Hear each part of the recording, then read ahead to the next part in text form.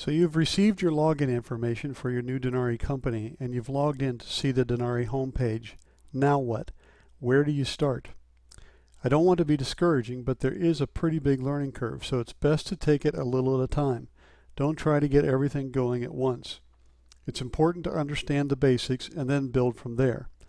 This video will try to get you off on the right foot to help you build the foundation. It serves as an overview of the rest of the training videos and discusses a variety of topics in an attempt to fill in some of the holes. The first place to start is by understanding Denari's codes. Codes are simply ways to tag donors, gifts, pledges, and other data so that you can pull them out later for reports.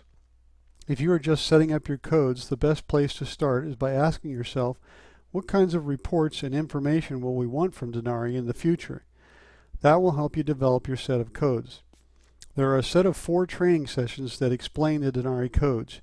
You need to be sure you understand the content of those videos before you go any further. We have a training company set up for you to practice with so that you don't have to goof up your real data. If you haven't been provided with a login to the training company, contact tech support. They'll give you that information.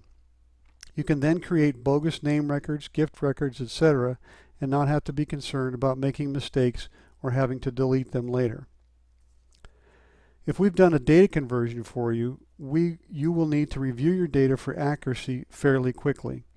You have a 15-day warranty period on the conversion, which means we'll fix anything that we've done incorrectly in that period. After that, it becomes difficult for our conversion staff to remember exactly what they've done, and everything begins to get a little fuzzy, so we want to get problems resolved and you on your feet as soon as possible.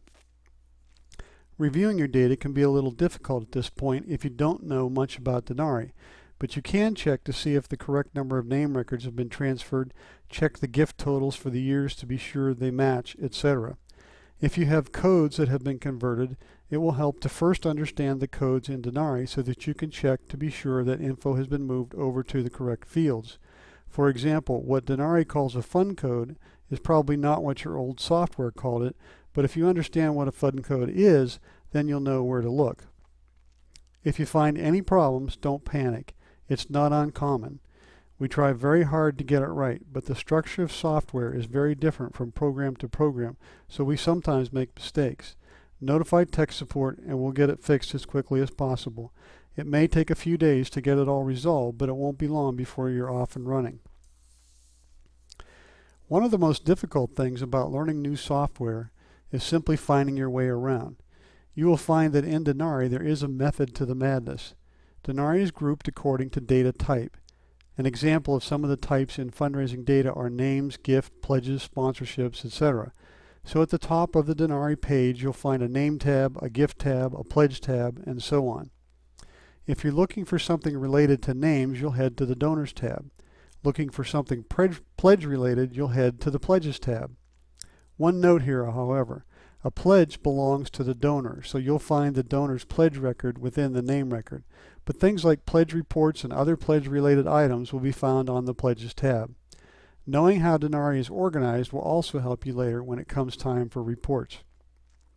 And speaking of reports, the great value of any database is the ability to get information from the data. Denari is very flexible in the types of reports that are offered. However, that flexibility creates a certain level of complexity simply because there are so many ways to get information. Denari offers 4 categories of reports. First, you'll find the quick reports by clicking the Reports button here at the top of the page. These are the simplest and easiest to use simply because they require no input. Want to see a list of gifts that are summarized by appeal code for this week? Just click that button. The second category is what we call basic reports. Many of these are found on the Gifts tab.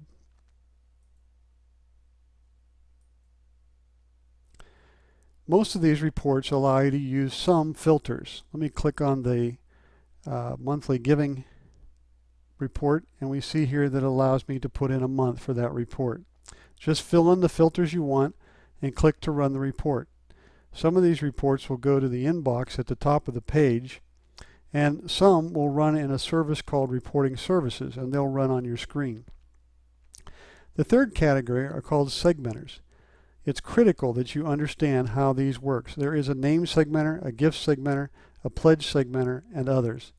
And they allow you to filter on a wide variety of criteria and greatly expand your reporting capability.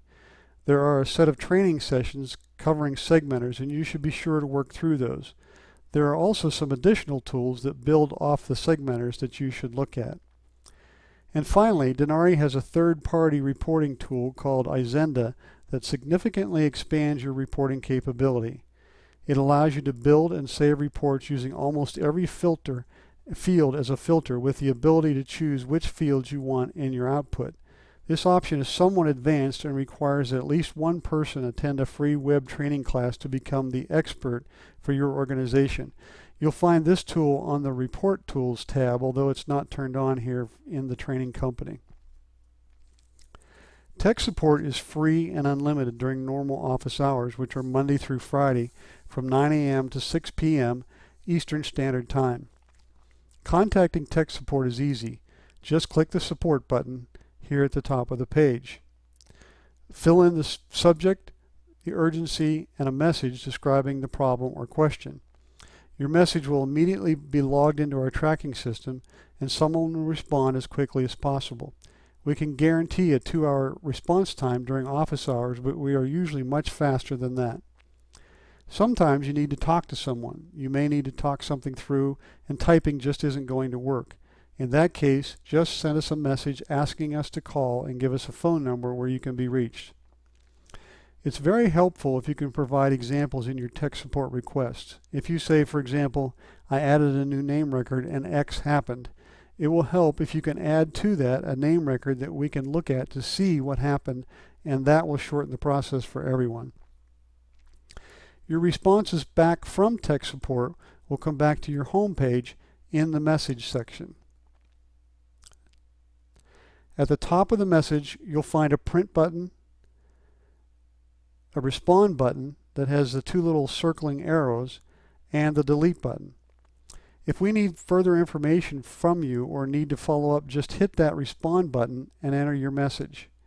That will give tech support the entire history of the message, and that can be helpful when we're dealing with a large number of tech support requests each day.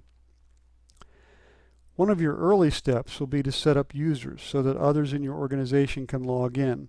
We have a separate training session that covers that information, and you'll want to check that out fairly soon.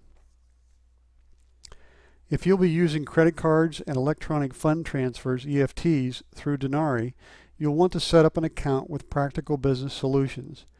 Denari does not process or store credit cards or EFT information. It sends the information to a third-party company called FundStream that is PCI compliant, and they process the transactions. PCI just means that they meet the security standards set by the credit card industry. Your relationship with FundStream is managed by Practical Business Solutions. You'll need to establish an account with them. Once that's done, they will send us your account information, and we'll set that up in Denari so that Denari can communicate with FundStream. If you don't yet have the contact information for Practical Business Solutions, just contact tech support in Denari and we'll get you that information. Maintaining a database, especially a web-based one, requires some work. Every night, Denari has things that it needs to do, like doing a daily backup, calculating statistics and homepage stats, running credit cards and EFTs, etc. Denari starts this process late in the evening and runs through much of the night. During that time, the servers are running very hard, which causes Denari to slow significantly. If you are a middle-of-the-night kind of person and you log in at 3 a.m., you may find that it appears as though Denari is down. It's not really down, just running very, very slowly because the servers are running hard doing these other tasks. We also reserve Monday evenings for other types of maintenance, like installing software updates, hardware changes, installing new software, etc. We start at about 8 p.m. Eastern Standard Time. Again, if you log in on Monday evening, you may find that Denari is very slow. We know that this can be inconvenient, but these things are things that just have to be done, and we appreciate your understanding. We try to keep it to a minimum. Other than those times, you will find Denari up and running unless there's an unexpected hardware or software malfunction. We'll take a break here and we'll finish this session in part 2.